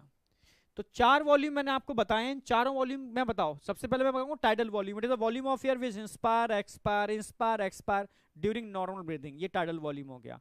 अब टाइडल के बाद एडिशनल वॉल्यूम जितना ले सकते हो वो आपका IRB हो गया। टाइडल के बाद जितना आप एडिशनल निकाल सकते हो वो आपका ERB हो गया।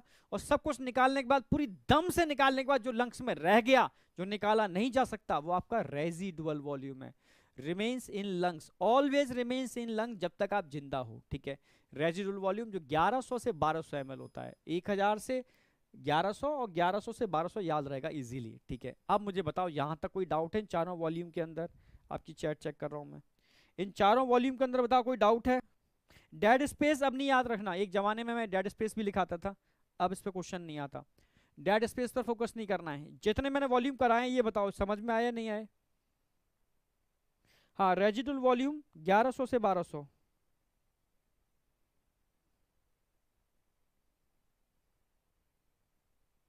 नो सर,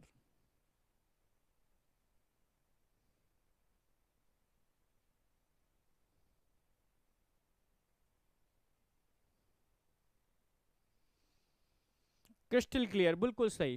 ठीक है, अब जो रेजिडुअल वॉल्यूम क्यों होता है? ड्यू टू नेगेटिव प्रेशर, ठीक है। क्यों रह जाता है? Due to negative pressure.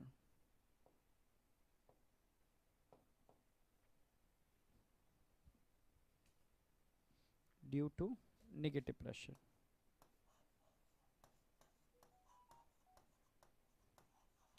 Sir negative pressure का मतलब आपके लंग्स के अंदर कुछ एयर जन्म लेते ही, जैसे बच्चा जब बाहर आता है ना तो उसके लंग्स एक्सपेंड करते हैं तो वैक्यूम बन जाता है।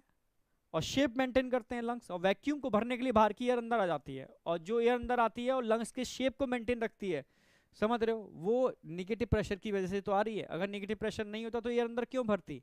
जो अंदर एयर भरी हुई है क्योंकि अंदर नेगेटिव प्रेशर है। अगर मैं पंप को पीछे खींचता हूं तो अंदर वैक्यूम बन गया, नेगेटिव प्रेशर जनरेट हो गया, बाहर से एयर आ जाएगी उसके शेप को मेंटेन करने के लिए।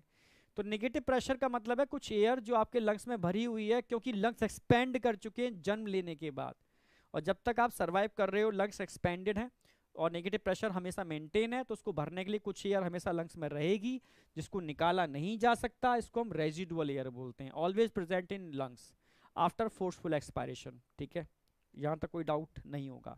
अब 4 वॉल्यूम क्लियर है। अब मैं कैपेसिटी आसानी से याद करा सकता हूं आपको। ठीक है, मैं आपसे कहूं कि आपकी एयर को भरने की कैपेसिटी कितनी है, ठीक है, पर नॉर्मल आ जाने के बाद, आप नॉर्मल रहना है आपको, पहले टाइडल पर आना है, तो कितना एयर ले सकते हो सर? टाइडल ले सकता हूं, और क्या ले सकते हो सर? आईआर भी ले सकता हूं, कुछ और ले सकते हो ना?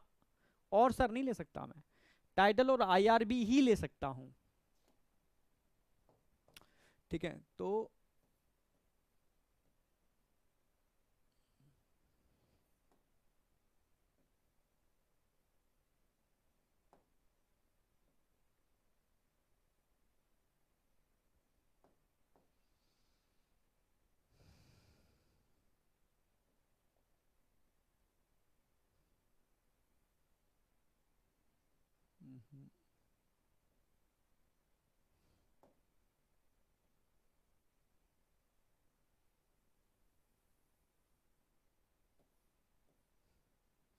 ये आपकी एयर को भरने की कैपेसिटी है आईसी, इंस्पायरेटरी कैपेसिटी आईसी।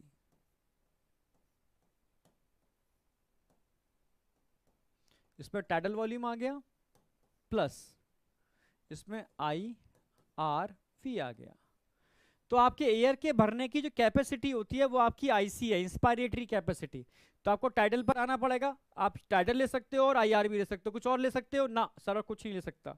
तो ये आपकी इंस्पायरेटरी कैपेसिटी है। तो inspiratory capacity is equal to tidal volume plus I R V, इन दोनों को मिला दिया जाए तो उसको इंस्पायरेटरी कैपेसिटी बोलते हैं।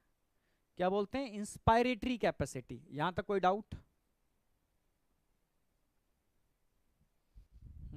यहां तक कोई डाउट?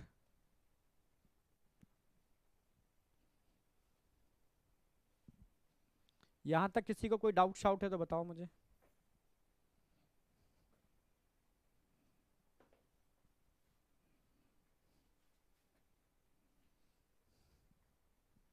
कोई भी डाउट है?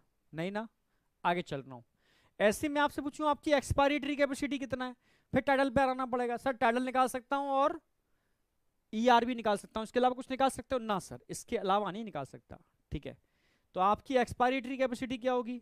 Tidal volume plus E R V, ये आपकी एक्सपायरेटरी कैपेसिटी है EC. Tidal volume plus E R V. ठीक है, टाइडल वॉल्यूम को अगर आप ईआरवी को टाइडल वॉल्यूम के संग जोड़ दोगे तो आपकी एक्सपायरेटरी कैपेसिटी आ जाएगी। ठीक है, अगर मैं आपसे कहूं कि मैक्सिमम कितना एयर आप ले सकते हो और मैक्सिमम कितना एयर निकाल सकते हो, तो आपकी वाइटल कैपेसिटी हो गई। ठीक है, तो आपकी मैं आपसे कहूं आपकी वाइटल कैपेसिटी कितनी है, मैक्सिमम कितना एयर भर सकते हो और मैक्सिमम एयर भरने के बाद कितना मैक्सिमम निकाल सकते हो, यहां तक निकाल सकते हो। मैक्सिमम निकाल दो, कितना मैक्सिमम भर सकते हो, यहां तक भर सकते हो। मैक्सिमम भर लो, कितना मैक्सिमम निकाल सकते हो, यहां तक निकाल सकते हो। तो maximum in and maximum out, ये आपकी वाइटल कैपेसिटी है। तो आपसे कहूं आपकी वाइटल कैपेसिटी क्या होगी, तो क्या बोलोगे? VC, vital capacity. आप बोलोगे सर टीवी है plus I R V plus E R V, तीनों को मिला देंगे तो आपकी ये वाइटल कैपेसिटी हो गई। ठीक है, तो वाइटल कैपेसिटी में तीनों का वॉल्यूम जोड़ना पड़ेगा, तीनों को मिला दोगे तो वाइटल कैपेसिटी हो गई। ठीक है, अब मैं आपसे कहूं कि बेटा आपकी फंक्शनल, फंक्शनल का मतलब है सांसें लेते हुए, लंग्स में एयर को होल्ड करने की कितनी कैपेसिटी है, यानी रेजिडुअल, आपकी फंक्शनल रेजिडुअल कैपेसिटी। ठीक है, एफआरसी। तो सर अगर मैं टाइडल ले रहा हूं, टाइडल निकाल रहा हूं, टाइडल ले रहा हूं, सिर्फ टाइडल ही निकाल रहा हूं, यानी ये एयर मेरे लंग्स में है, ये एयर मेरे लंग्स में रहती है, यानी इन दोनों एयर की अगर मैं बात करूं तो ये मेरी रेजिडुअल कैपेसिटी है लंग्स में। एयर को होल्ड करने की कैपेसिटी जो होती है ना, ये रेजिडुअल फंक्शनल रहते हुए एयर को लंग्स में रोकने की कैपेसिटी, समझ रहे हो? फंक्शनल का मतलब है आप एयर ले रहे हो निकाल रहे हो, ले रहे हो निकाल रहे हो, टाइडल ले रहे हो टाइडल निकाल रहे हो, सिर्फ टाइडल लेके टाइडल ही निकाल रहे हो, यानी ये आपके लंग्स में है और ये लंग्स में हमेशा रहता है, तो इसको बोलते हैं एफआरसी, मतलब functional residual capacity, F R C. दो वॉल्यूम आएंगे इसके अंदर, एक ERV plus RV, ERV plus RV, ये दो वॉल्यूम आएंगे और ये दोनों वॉल्यूम मिला दिया जाए तो आपकी फंक्शनल रेजिडुअल कैपेसिटी है, यानी फंक्शनल रहते हुए एयर को लंग्स में होल्ड करने की जो कैपेसिटी होती है इसको बोलते हैं एफआरसी, फंक्शनल रेजिडुअल कैपेसिटी। आप समझ रहे हो? हाँ, फंक्शनल रेजिडुअल कैपेसिटी एफआरसी। अब बताओ, इसको बोलते हैं फंक्शनल रेजिडुअल कैपेसिटी एफआरसी। तो FRC is equal to ERV plus RV, VC is equal to TB IRB ERB, EC is equal to TB ERB। इन चारों में किसी को कोई डाउट है? कोई? अगला पांचवा तो बहुत सरल है, टोटल लंग कैपेसिटी चारों को जोड़ दो, टोटल लंग कैपेसिटी चारों को जोड़ दो, कुछ है ही नहीं इसके अंदर। तो अगर मैं चारों वॉल्यूम को जोड़ दूंगा तो ये मेरे लंग्स की टोटल क्षमता आ जाएगी, जिसको हम TLC बोलते हैं, TLC, टोटल लंग कैपेसिटी। इसमें क्या हो गया? TB आ गया प्लस IRV आ गया प्लस ERV आ गया प्लस RV आ गया, चारों को जोड़ दोगे तो आपके टोटल लंग कैपेसिटी आ गई, जिसको NCERT ऐसे भी बोलती है, इन तीनों को मिला दोगे, इन तीनों को मिला दोगे, इन तीनों को मिला दोगे तो इसको वाइटल कैपेसिटी बोलते हैं प्लस आरवी। एक ही बात है, वाइटल कैपेसिटी या आरवी बोलो या चारों को ऐसे जोड़ दो तो बात एक ही है ना।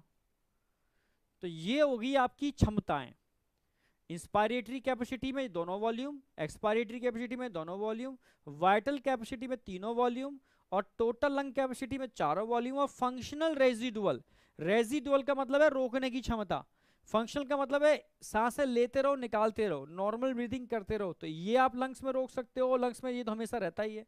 तो इस दोनों को मिला दोगे तो आपकी फंक्शनल रेजिडुअल कैपेसिटी होगी। और टीएलसी तो समझ ही गए, जिनमें वाइटल कैपेसिटी के अंदर अगर नीचे वाले वॉल्यूम को जोड़ दोगे तो भी एक ही बात है, टीएलसी है। वीसी में तीनों वॉल्यूम आ गए, इसमें एक वॉल्यूम आ गया, तो ये भी टीएलसी है। अब बताओ यहां तक समझ में आया नहीं आया? 4 कैपेसिटी हो गई, 5 कैपेसिटी और 5 ही वॉल्यूम है, 4 वॉल्यूम है और 5 कैपेसिटी है। यहां तक बताओ।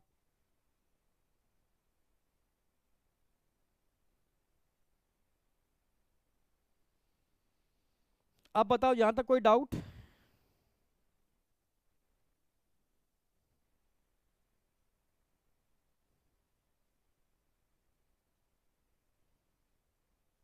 अच्छा, एफआरसी बताता हूं अभी, एफआरसी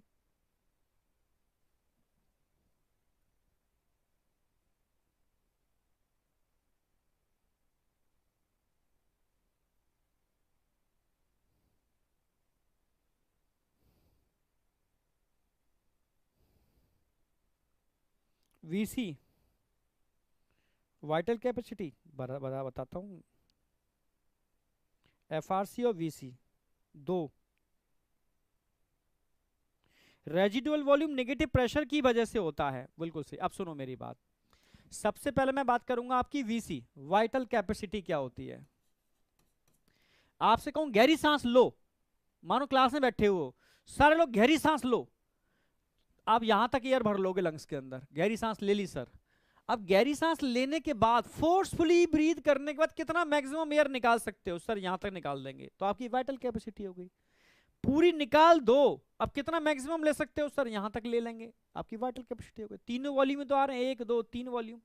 तो डीप ब्रीथ इन करो या आउट करो, समझ रहे हो? फुल लेने के बाद फुल निकाल दो या फुल निकालने के बाद फुल ले लो, तो 3 वॉल्यूम इन एंड आउट करोगे तो ये आपकी वाइटल कैपेसिटी है, जो आपकी वाइटलिटी जिंदगी जीने के लिए जरूरी होती है। तो 3 ही वॉल्यूम है आपके, 1 2 3। ये तो लंग्स के अंदर रहता है, समझ रहे हो? इन एंड आउट नहीं होता, लंग्स की शेप को मेंटेन रखता है। मेनली 3 वॉल्यूम है जो इन एंड आउट होते हैं, maximum in and maximum out, maximum out and maximum in. समझ रहे हो, 3 वॉल्यूम जो है वो आपकी वाइटल कैपेसिटी है, टीवी, आईआरबी, ईआरबी। अब फंक्शनल रेजिडुअल कैपेसिटी, पहले समझो रेजिडुअल कैपेसिटी क्या है। रेजिडुअल का मतलब है लंग्स में एयर को होल्ड करने की क्षमता, समझ रहे हो, लंग्स के अंदर एयर को होल्ड करने की जो क्षमता है उसको रेजिडुअल कैपेसिटी बोलते हैं, समझना मेरी बात। तो अब रेजिडुअल का मतलब है, और आगे फंक्शनल लगा दिया। फंक्शनल का मतलब है आप एयर लो, टाइडल निकालो, टाइडल लो, टाइडल निकालो। अब टाइडल निकाल रहे हो पर ये तो लंग्स में ही है, इसको नहीं निकाला आपने, ये भी लंग्स में ही है, नहीं निकाला, तो ये दोनों वॉल्यूम क्या कहलाएंगे, आपकी फंक्शनल रेजिडुअल कैपेसिटी कहलाएगी।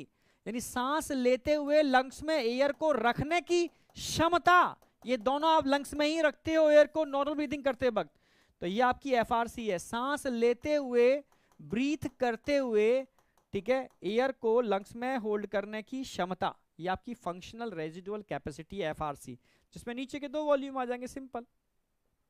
ठीक है, अब बताओ कोई डाउट। अब इनका ये सब पता होना चाहिए आपको, कि मैं आपसे कहूं कि इनका टोटल क्या होगा, 500 ये होता है, और आईआरबी कितना हो गया, 3000 मैक्सिमम ले लो, 3500 हो गया, ये 1600 हो गया, तीनों को निकाल दो, 4600 हो गया, 4600, सब ml में है। एफआरसी, ईआरवी प्लस आरवी, ठीक है, 11 और 12 2300, याद रहेगा। इसमें चारों जोड़ दो, ठीक है, या इसके अंदर 4600 के अंदर आप 1200 और जोड़ दो, ठीक है, 4600 में जब 1200 जोड़ोगे तो आपका बैठेगा 1205 5800। तो ये वॉल्यूम आपको याद रखने हैं, कैपेसिटी और वॉल्यूम। मैं आपसे कहूं बताओ इनमें से कौन सी कैपेसिटी है जिसको स्पायरोमीटर से मेजर नहीं कर सकते, वॉल्यूम, इस वॉल्यूम को आप स्पायरोमीटर से मेजर नहीं कर सकते। और ऐसी कोई भी कैपेसिटी जिसके अंदर ये वॉल्यूम होगा, क्योंकि ये तो लंग्स के अंदर ही रहता है ना, इसको निकाला और लिया नहीं जा सकता, समझ रहे हो।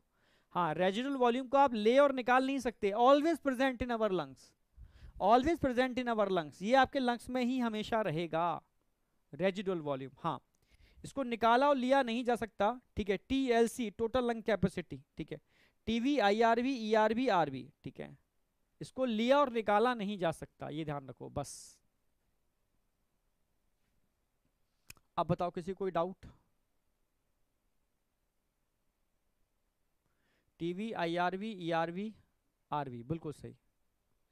यहां तक कोई डाउट है इन वॉल्यूम और कैपेसिटी के अंदर? ये ऑफलाइन क्लास में पूछ भी लूंगा मैं आपसे, ध्यान रखना।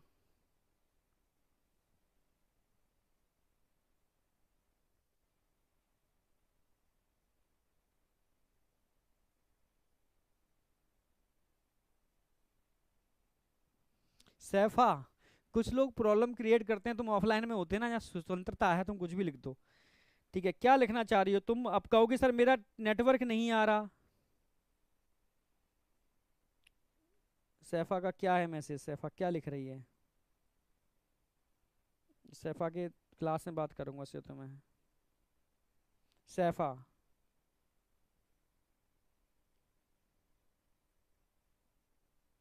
अब सैफा क्या बात कर रही है, तुम्हारे लिए स्पेशल सिम बना है क्या? अब सैफा इसी में लगी पड़ी है। नहीं, एयरटेल है, तुम एयरटेल की बात कर रहे हो, बताओ। और फिर तुम कहोगे कि सर, मतलब देखो 2 चीजें होती हैं, एक बात ध्यान रखना, आपके सामने 2 चीजें हैं, एक पॉजिटिव एक नेगेटिव। अब आपको क्या दिख रहा है ये डिपेंड करता है। एक सामने पिक्चर लगी हुई है, एक वाइट पिक्चर है, वाइट पिक्चर में एक ब्लैक स्पॉट है। मैं तुमसे कह रहा हूं देखो तुम्हें क्या दिख रहा है, तुम कहोगे सर ब्लैक स्पॉट दिख रहा है। एक बच्चा बोला नहीं नहीं सर मुझे ब्लैक स्पॉट नहीं वाइट पिक्चर दिख रही है। तो देखना आपका नजरिया है, आप अच्छी चीज देखना चाहते हो बुरी चीज देखना चाहते हो। जबकि बुरी चीज बहुत कम है, इतनी बड़ी वाइट स्क्रीन के अंदर जरा सा ब्लैक स्पॉट है, पर आपका ध्यान किस पर है? ब्लैक पर। क्योंकि हम नेगेटिव चीज पर बहुत ज्यादा ध्यान देते हैं कंपेरेटिव पॉजिटिव चीजों के, तभी तो हम नेगेटिव रहते हैं, और नेगेटिव ही फिर घटनाएं घटित होना चालू हो जाती हैं। हमेशा पॉजिटिव रहा करो, पॉजिटिव चीजें देखा करो, पॉजिटिव सोचा करो, तो पॉजिटिव ही चीजें होंगी आपके संग। हमेशा बोलता हूं मैं। All right sir, all clear.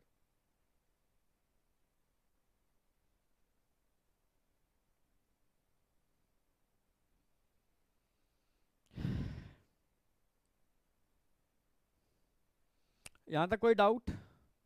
हाँ, जो काउंटिंग की वजह से मैं समझ रहा हूँ, आज इलेक्शन की काउंटिंग खुल रही है, सारे लोग अपना अपना नेट खोल के बैठे हैं, पूरा इंडिया, तो कहीं ना कहीं उसका असर पड़ता है। ठीक है, पर थोड़ा धैर्य से काम करो तो चीजें होंगी ना। ठीक है, चलो आओ। अब मैं आपसे कहूँ कौन से वॉल्यूम को आप मेजर नहीं कर सकते और किस कैपेसिटी को मेजर नहीं कर सकते स्पायरोमीटर से।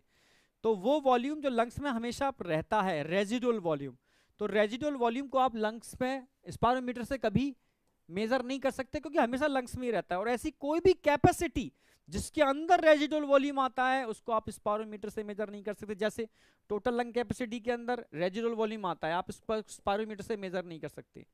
ठीक है, फंक्शनल रेजिडुअल कैपेसिटी के अंदर रेजिडुअल वॉल्यूम आता है, इसको आप स्पायरोमीटर से मेजर नहीं कर सकते। ठीक है, आपसे पूछा है पल्मोनरी वेंटिलेशन पर मिनट कितना होता है, pulmonary ventilation per minute.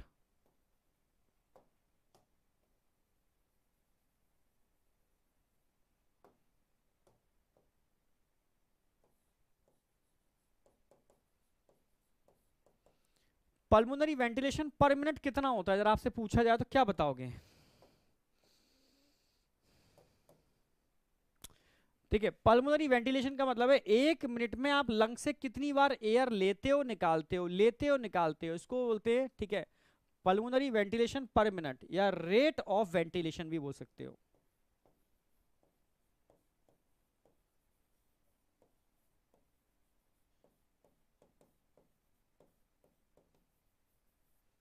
Rate of ventilation कैसे निकालोगे? Pulmonary ventilation equal to tidal volume, यानी एक बार में आप सांस लेते हो निकालते हो उसको टाइडल वॉल्यूम बोलते हैं। और 1 मिनट में कितने बार लेते निकालते हो, आप बोलोगे सर 12 से 16 बार। कितना निकल के आएगा सर? 500 होता है tidal volume, into 12 to 16 time आप ले रहे हो निकाल रहे हो, यानी लगभग आप 6000 से 8000 ml पर मिनट ले रहे हो निकाल रहे हो। या लीटर में बोलूं तो क्या बोलोगे? 6 से 8 लीटर पर मिनट आप ले रहे हो निकाल रहे हो। इसको पल्मोनरी वेंटिलेशन पर मिनट या रेट ऑफ वेंटिलेशन बोलते हैं। यानी 1 मिनट के अंदर आप कितनी बार एयर ले रहे हो निकाल रहे हो। ठीक है, 12 से 16 बार। और एक बार एयर में कितना, एक बार एयर लेते हो निकालते हो कितनी होती है? टाइडल वॉल्यूम होता है। ये 500 हो गया, 12 से 16 बार लेते हो तो 1 मिनट में आप लगभग 6000 से 8000 ml एयर ले रहे हो और निकाल रहे हो, ले रहे हो निकाल रहे हो, या 6 से 8 लीटर आप एयर ले रहे हो निकाल रहे हो। ठीक है, तो यहां तक समझ में आया नहीं आया ये बताओ। कुछ क्वेश्चन मैं आपको प्रैक्टिस के लिए दे रहा हूं जो आपको करने हैं होमवर्क में। ठीक है, हाँ, कुछ क्वेश्चन दे रहा हूं प्रैक्टिस के लिए होमवर्क में करने। ओके, कल यहां तक जो मैंने करा दिया है आप एक बार एनसीईआरटी से देख करके भी लाओगे और साथ में एक बार रिवाइज करके भी आओगे, फिर मैं आगे कंटिन्यू कल कर दूंगा। ठीक है, आप समझ रहे हो? कल मैं एक्सचेंज ऑफ गैसेस और ट्रांसपोर्ट ऑफ गैसेस करा दूंगा, फिर तो लगभग खत्म ही है चैप्टर डिसऑर्डर और बचेगा रेगुलेशन। ठीक है, तो कल और परसों 2 दिन लेक्चर के अंदर आपका चैप्टर खत्म हो जाएगा। फिर एक बार जब मैं ऑफलाइन में आऊंगा उसको एक बार पूरे को फिर से रिवाइज करा दूंगा। ठीक है, टेंशन मत लो, पर यह है कि थोड़ा सा धैर्य रखो। अनफेवरेबल कंडीशन के अंदर समझदारी से काम करना ही समझदारों की निशानी होती है। समझ में आया नहीं आया? तो यहां तक कोई डाउट शाउट नहीं होना चाहिए आपको। एक्सचेंज ऑफ गैसेस चलो आज नहीं कराता हूं मैं।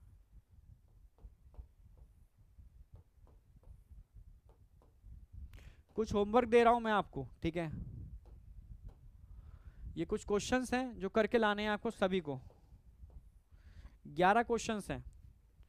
ठीक है, 11 क्वेश्चन करके लाने हैं। तो मैं हर स्लाइड में लगाता हूं think positive and positive thing will happens. ठीक है, इसलिए कहता हूं हमेशा पॉजिटिव रहो भाई। ठीक है, हमेशा पॉजिटिव चीजों को देखो, पॉजिटिव चीजों को सोचो, पॉजिटिव रहा करो। ठीक है, तो धीरे धीरे वो चीजें आपके संग घटित होना चालू हो जाएंगी। समझे? ठीक है, खुश रहो, बिंदास रहो। ठीक है, कल मिलते हैं। बस ये अनफेवरेबल कंडीशन है, समझो आपकी परमानेंट क्लास थोड़ी ना चलनी है ऐसी, फिर ऑफलाइन चलनी है। ठीक है, तो जब तक चीजें नहीं सही हो रही तब तक कम से कम सिलेबस नहीं रुकना चाहिए, ठीक है, सिलेबस कंटिन्यू रहना चाहिए। तो इसीलिए हमने ये एक स्टार्ट किया इस तरीके से, ठीक है। तो thank you, all the best, कल मिलते हैं सेम टाइम। तो थोड़ा सा एक्टिव रहना भाई कल अपना, क्योंकि आज चलो आज वोटिंग हो रही है मान लो, ठीक है, आपका थोड़ा नेटवर्क की इशू है, बट कल ये इशू नहीं आएगा। कल इसको कंटिन्यू करते हैं, कुछ क्वेश्चन जो दे रहा हूँ मैं वो आपको करके लाने हैं, और एक बार एनसीईआरटी यहाँ तक पढ़ के आनी है, ये होमवर्क है, ठीक है। Thank you, all the best, bye बेटा, बाय।